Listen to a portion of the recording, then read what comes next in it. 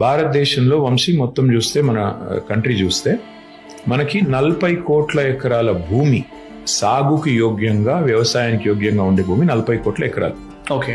ఒక బండ లెక్క ఏంటంటే నీకు 1 టీఎంసీ నీళ్లతో 10,000 ఎకరాలకు నీళ్ళు ఇవ్వచ్చు.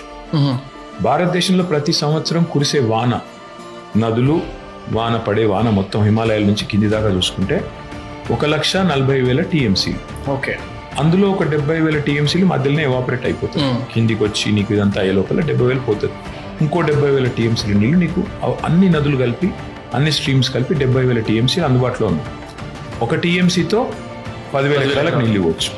సో 70,000 టీఎంసీలు అంటే భారతదేశంలో ఉండే ప్రతి ఇంచు నేల, ఎక్కడ ఏ మారుమూల ప్రాంతమైనా నీళ్ళు ఇవ్వచ్చు.